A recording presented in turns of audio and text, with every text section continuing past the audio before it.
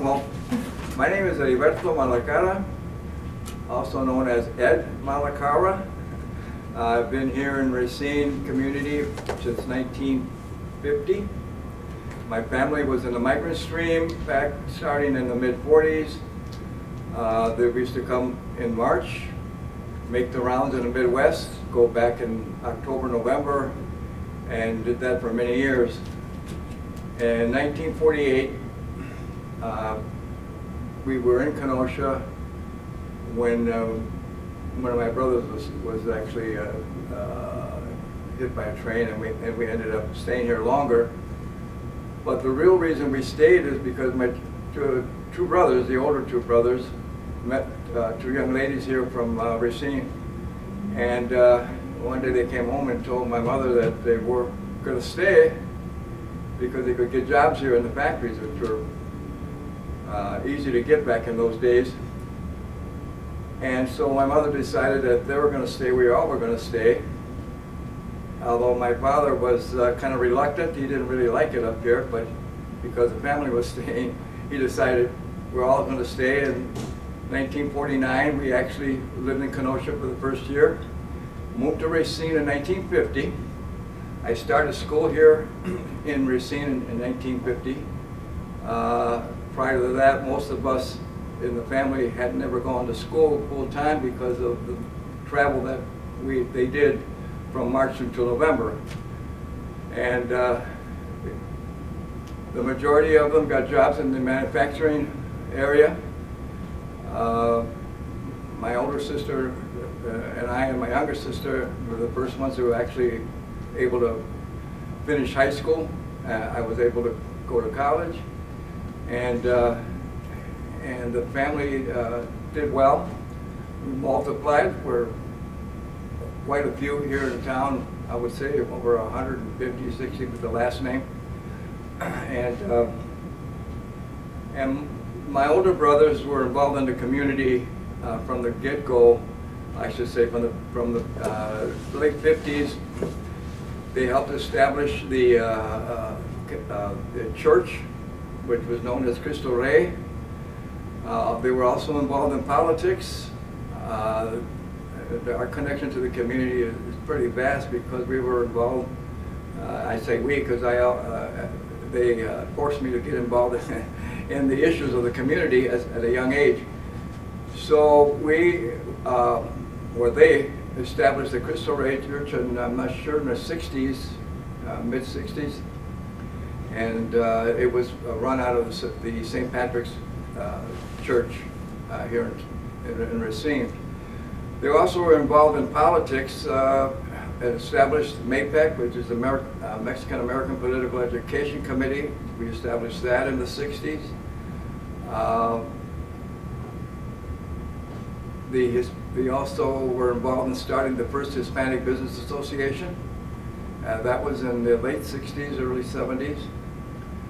We also were involved in the Civil Rights Movement back in the 60s. We were involved in the marches. They even were involved in boycotting and that type of thing. So we have a big history in town here of being involved in the community, in both politics and charitable organizations. I myself have been a part of various commissions here in Racine. I was with the landlord, well, it's called the Racine County Housing Authority. I was a commissioner on that authority for about 8 or 9 years. I was in affirmative action for the city of Racine for about the same length of time. I also served on the family, I can't think of the name offhand, but it's an organization that's located on 7th Street, Family Service, and the board of directors there. We also were involved in starting the first Hispanic center, which was on the corner of Grand Avenue and 17th Street. I served on that board for about 9-10 years after it was established. I've served on the Southside Revitalization Corporation, on the Southside Inc. Corporation that were started by S.C. Johnson. And presently I am now involved with the Civil Service Commission for the Racine County. So we have a long history here in town, and we are now being followed by our second generation here who are involved in education and a lot of other organizations. So the family has continued to be part of the community in a big way in raising funds for scholarships, that type of thing. And I love my hometown, which we're from San Antonio, but we are now true Racinians in the fact that we've been here so long. So I actually brought a story of my brothers who were the visionaries in the family. They were the ones that got us all involved in all the issues that were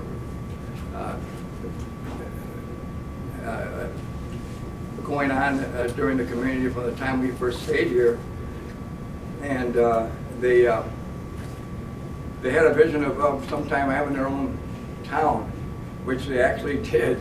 And some land that they bought in Texas when they retired and moved back home, and they built a one-street little town with storefronts, except for 3 that were actually rooms, and they called it El Pueblo Escondido, which is in English it's a hidden town because you couldn't see it from the highway, and they lived their dream.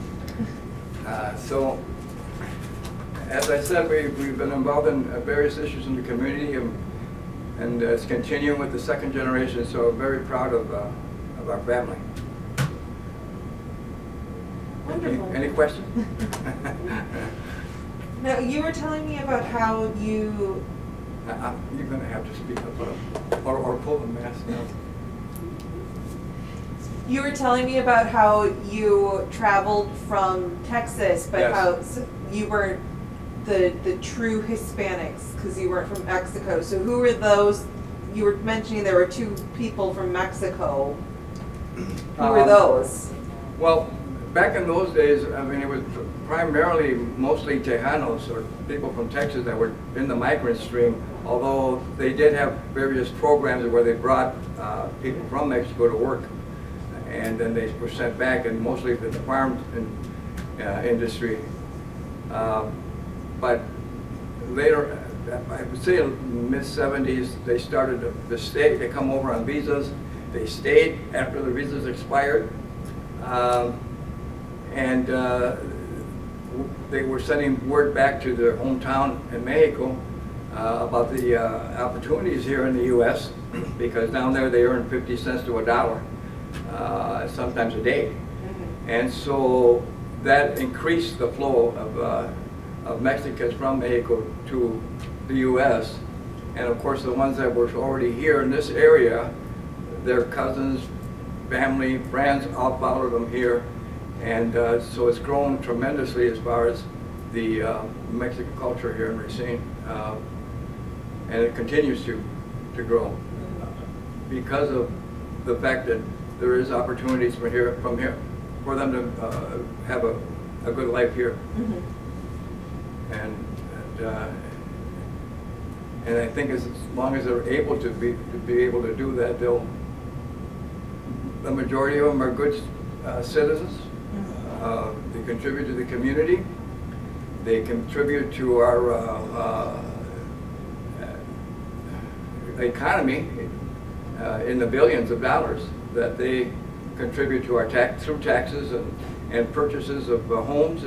They are now buying homes for themselves and that type of thing. So they're really a great asset here because of the fact that they're spending their money here, investing their money here, and the U.S. is better for it. Can you talk more about the travel here for the factory work? Like what specific factories did you work at? Like that kind yes, of well, back in those days, it was GI case, of course, Bell City, where a lot of them ended up working. There are a lot of foundries here back in the 50s. And American Motors was another big employer of Hispanics. That's where one of my brothers got his first job and stayed there till he retired. And Massey Ferguson was then also here.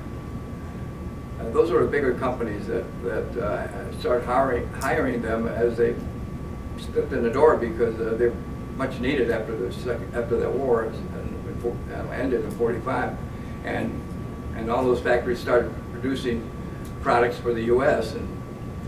and so it was easy to get jobs. You just walked in. If you lost one here, you went across the street and got another one. I mean, that's the way it was back in the day. Because I've talked a lot of people that I know tell me how they ended up working where they ended up retiring from, actually. So that's why now, I mean, a lot of them have gone into the service industry because of the lack of manufacturing, and really a big majority of them have actually gone into their own business. So they're becoming business-wise and know what they need to do in order to survive in the economy. So what did you end up doing when your brothers decided to stay? What did you end up doing here? I graduated from Park High School, and then I went to college up in Milwaukee for 1 year, and then I ended up graduating from Parkside.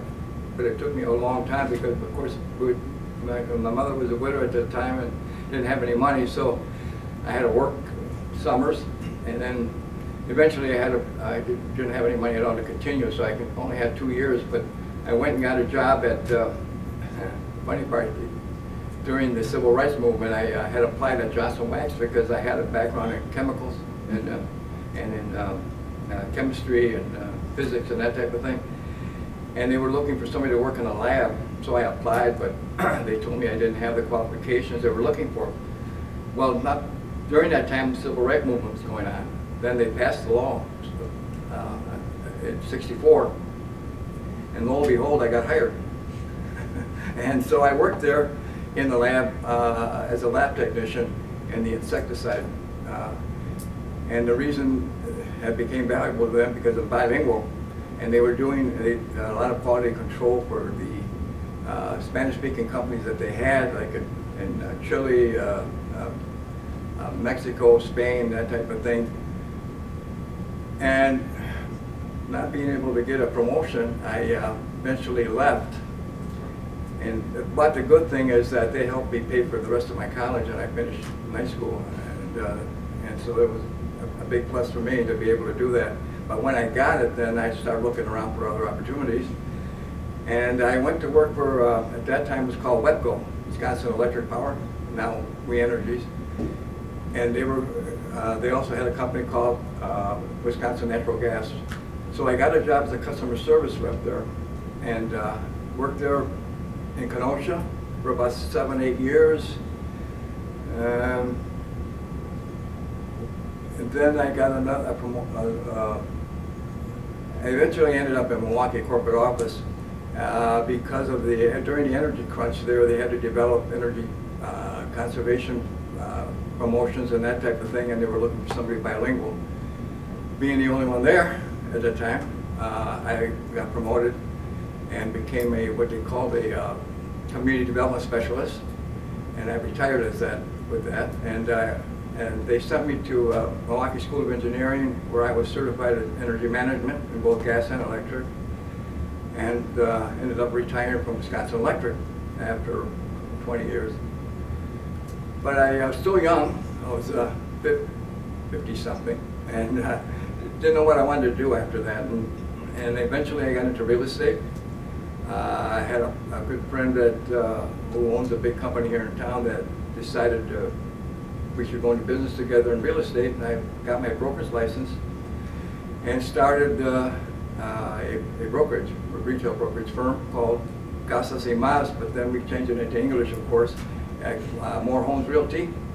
And I did that for about 9 years, and only because this gentleman was able to help me monetary-wise to start up the business.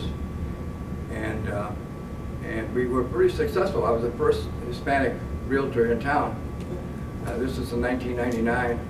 And then right after I started, more of the Hispanics started getting into the real estate, and we helped each other through that process, and there's quite a few now in that business, and a lot of the clients that I had at that time are now landlords and homeowners and investors. So I'm kind of proud of the fact that I was a part of that.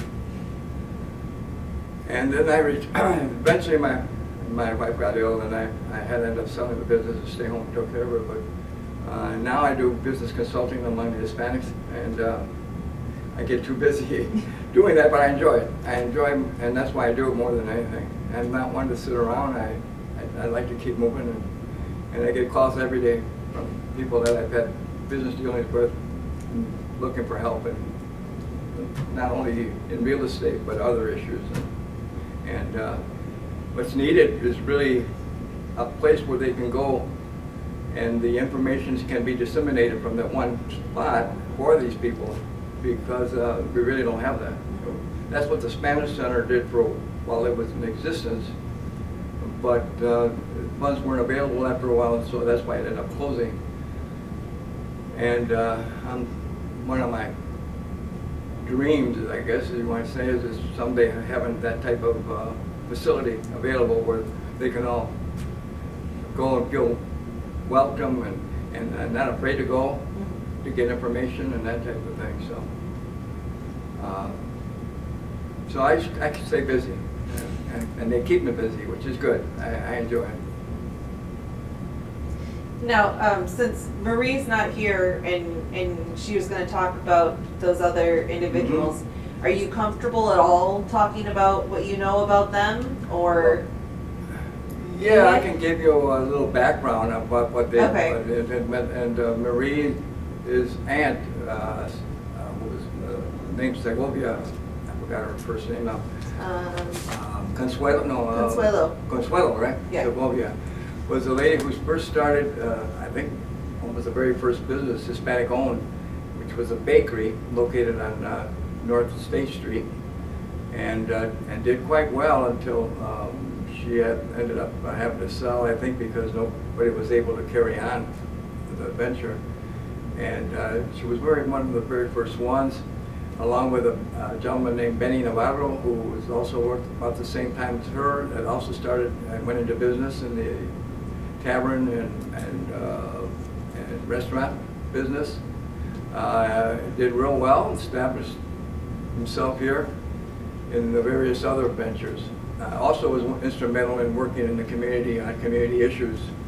And then there's a gentleman by the name of Dante Navarro, who was very involved in the community and all the other type of things that we were involved with. As I mentioned before, he was also one that was involved, especially in the church. And also they had a radio program on Saturdays that he was a part of for quite a few years. I can't remember exactly how many, but it was quite a few years. The very first Hispanic-speaking radio show with music and community information, that type of thing. There's a lot of people that had a big part of what I mentioned that we were involved in the past. And then Mr. Ramos, Guadalupe Ramos, is also another one that was involved, also in the church, and almost all of the issues that came about in the Hispanic community. Well known. He was also a coach of a first Hispanic baseball team that played in a Mexican league that was established in the early 60s, which the team that I played on actually was called the Águilas, and we did quite well. We were in that league for about 4 or 5 years, and he was a big part of establishing that league with Waukesha, Milwaukee, Waukegan, Bensonville, Illinois, Kenosha, Racine. Those are all cities that had teams of nothing but Hispanics, which is a nice thing that happened during my young years that I was able to take part of. But there's various others. that were a big part of establishing, especially the political end of it, and the Hispanic Business Association. Mr. Navarro, Mr. Ramos, Guadalupe Villarreal, who became city assistant attorney, who's now retired, living up north, and he was a big part of being involved also in the community with establishing those organizations, and was well known here in town. So we feel good about what we accomplished during those times, and I was a small part of it, and I can say that I learned from those individuals that I mentioned of the things I needed to do to try to get the community in a better place, the Hispanic community. So, and like I said, my family, the second generation, I was involved in a lot of those issues, and especially in education. We have lawyers, we have electrical engineers, nurses, principals, and a lot of professions, and just out of my own family, and so it's been a big step forward for our family, and hopefully it continues with the next generation. So, anything else? So as we're celebrating the Hispanic Heritage Month here at the library, is there anything specific that you'd like the community to focus on, that you would like to see encouraged in the area? Well, do you have material here in Espanol?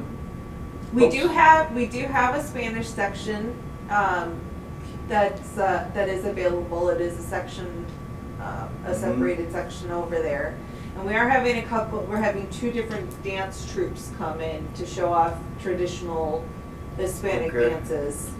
But is there something that you'd like to see the community do that would help share appreciation for? Yeah. You know, as the younger kids, unfortunately, they're losing the language.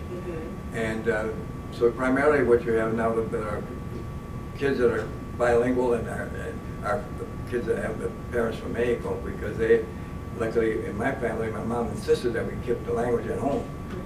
And that's why I was able to keep the language, and fortunately, which helped me in my professions. But now, nowadays, our second generation is losing that. But in the Hispanic, the true Hispanic from Mexico, they have kept that, and it's great, because I keep telling them that you're going to realize as you get older and looking out there in those professions that they're looking for people like you, because it's much needed. You know, as looking just in the fact that now most of your instructions and everything else are both languages. Why is that? Because it's needed. We have a tremendous amount of Hispanics here in the U.S. And I think it's just going to continue to grow in all facets of our life as far as the bilingual part of it. But as far as what the library can do, I wish I could tell you I was more familiar with what else you all do here. But I think it's just keeping the word out of what's available, and especially for the Hispanics, what they can come in and enjoy here, whether it be documentary things that are in Spanish, things of that sort. But I tell you what, if I'm going to start asking around what they feel they may need here, like to see here, and I would surely let you know. Oh, I'd appreciate that. Yeah. That would be great. I know that Marie has been working on oral histories of the Spanish community. Do you know how that project's going? Of the story she wanted to write, or the book? Like that she was collecting? Yeah, I've contributed some things to her with that, but I don't know how far she's really gotten along, because she got ill and it slowed her down. And unfortunately, no one else picked up the torch and to carry on the history. And this is why I think she wanted to do this. Right. Kind of let people know that there's a lot of history here as far as what the Hispanics have done in the community. Mm-hmm. And some of them maybe weren't well received, but they were important to us. Right. You know, and a lot of things were accomplished by a lot of people that were involved and are still involved, especially the church that takes place over at St. Lucie, not St. Lucie, excuse me, St. Patrick's.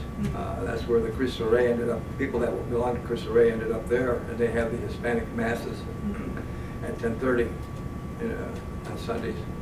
And they still doing their part of what things that can be neat. That may be the group that you would want to talk to also to get their perspective.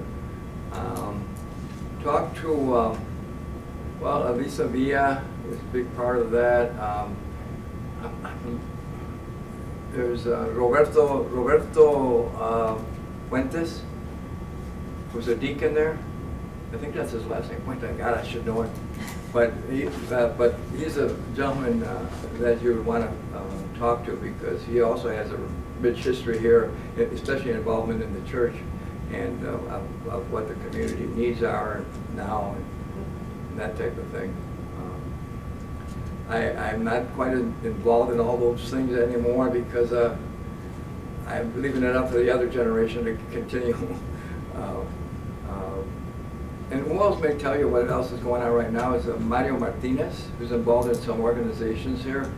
I think he's on the police commission, but he's a guy who can give you the number to, give him a call, and he can fill you in on more things that are going on, more so than I, because like I said, I'm kind of, that, only because of my family's growing, my kids, my grandkids, and I'm more involved in their lives than, you know, I've given a lot of time to this community of myself in the past, and now it's time to enjoy my family. So I'll get you those numbers you can reach them at. That'd be great. Okay. I mean, you got any other fun stories? You got Fun stories? Yeah. Were you a troublemaker? No, actually, the only time that I really got, well, because my parents were strict. I mean, right. You got a hand in it, which is now one of the problems in school, I think, is the fact that parents are not involved enough with their kids.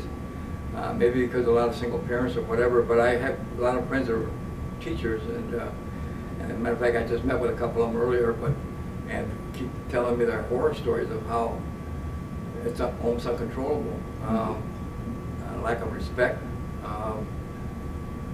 But in my generation and before, your parents were involved, and you better not misbehave, because you don't weren't worried about what they did, what you were going to get in school. Is when you got home that you had to worry about, and that's the way my parents were. But the only time that I can say I really got into any issues as a youngster was when actually St. Rose was being built, the church on Grant, the new one, and me and a couple of friends, it was during Halloween when the pumpkins were out, and we were sitting on this wall throwing pumpkins down the street, and somebody called the police. Of course, they came and they just shooed us away, you know, that type of thing. But but they took me home, and boy, I'm telling you, it's the last time I ever did anything of that sort, because I felt it, and you know what I mean. And then I was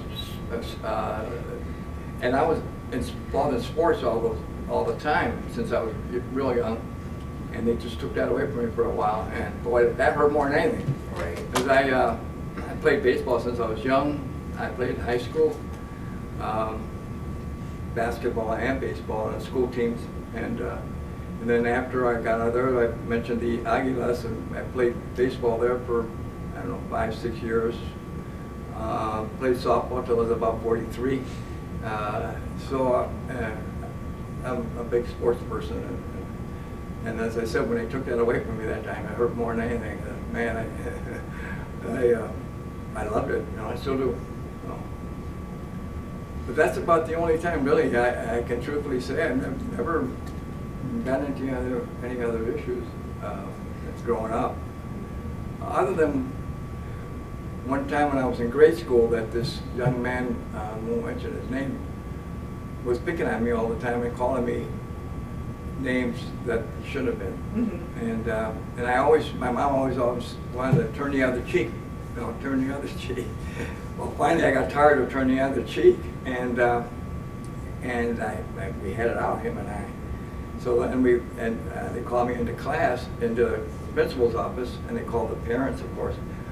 But by that time, my mom was just a widow, and so my brothers came out, these two, and wow, even though they said I was right, I still heard it, and that was the only other time I really had any incidents that I can recall that affected my life in a sense. Because they were also very strict with me growing up, taking to my dad's place of discipline, and they actually showed me and mentored me in a sense of what I needed to do to be a man. How much older are your brothers? How old were they? From you, like how much older are they to you? About, let's see, about 8, 9 years. Maybe. Okay. Yeah. And well, I could tell you about now that I recall one other incident that happened when I was in high school. I had a couple of buddies of mine that were in a wrestling team, and I had gone to see them wrestle, and I happened to be the only one with a car, an old beater. So we was giving them a ride home, and we stopped at a gas station and to get air, one of the tires, and which way did. Well, I left, I wanted to change a tire, and I didn't have a spare. Went to my house, lived on Row Avenue at the time, and went and got my spare from the basement. We're jacking up the car, and all of a sudden, squad cars appeared and accusing us of stealing a tire. So they took us downtown and separated us. Of course, they took my tire, right, that I was going to put on my car. And well, nobody, as far as I know, confessed to anything because there was no tire in my car. They said it was a tire off the rack, right? So we were there I don't know how long, getting worried. I was getting more worried about what my family was going to do. And finally they did call. I called home, and they let me call home and call my mom. She sent my brothers over. So both of them, they always did everything together. Everything together. I mean, they talked every day. One did this, the other one did the same thing, and they were twins, you know. So anyway, they came to her and they asked for the report. So they showed them the report, and on the report it says that the confiscated was a tire with a rim. So then they asked the officer, well, what tire was stolen? Well, it was a tire off the rack, but did it have a rim? No. We said, well, this one has a rim. How could it be that tire? Well, they let us go after that. And that was the only other incident. And I better quit thinking, because I might come up with some more, but no. But you know how something like that can happen? Right. We were all Hispanic, except for one person who wasn't. And they had us going for a while. Because they come into my room and said, well, he said you took it. And I said, well, I don't care what he said. I didn't take it. But you're playing that, right. What they do. So anyway, it turned out well. And I don't know if they ever got the guy who took the tire, but it sure wasn't us. And so, but that's how they were pretty smart. You know, I mean, to look at that and be able to tell that, hey, how can you accuse them of stealing a tire when that one didn't have a rim? Right. Yeah. So, but it's been an interesting life. I've enjoyed it, and I hopefully have a little more of a ride to go yet, you know. But I enjoy every day. Now with what I do, every day is an adventure. I call it, because different things are going on with either my grandkids or with the people that I deal with in the Hispanic business. So. All right. One last question. What's one of your favorite experiences that you've had while living in Racine? The favorite experience of While living here, while being part of this community? Well, What's I'll tell something you that what, my you think biggest back of and, thing that I really felt that we accomplished something was when I was on the board of directors of the Hispanic Center, and I also was on the board of the Southside Inc. and Southside Revitalization, which were created by Johnson Wax in order to revitalize the South Side. But we didn't have a building at that time. We were on, I forgot the name of that little street there. It was off of State Street. It was just a little house. And in my time serving there, they had a representative from Case Company, Johnson Wax, what was the other, Western Printing. And so we were looking for a way to raise money. And in my, and at that time I was working for Webco, Wisconsin Electric, and so I got to know them pretty well, and I started telling them about our problems with raising money. And eventually they offered the board a donation from all those streets, and that's the money that allowed us to actually buy the building that I said we were at on Grand Avenue 17. And I feel I had a big part in it because of speaking up more than anything. And but you know, everybody had their part in it, so I wasn't the only one. And eventually that mortgage was paid off, and we had a mortgage burning event. So that was a big accomplishment for us back at that time. You know, that's that, and my involvement in the real estate when I first started that, it actually helped a lot of Hispanics in the sense that they became more attuned to what the needs are, how to create wealth, in a sense, by doing business in real estate. And so I feel good about that because there was quite a few people that I helped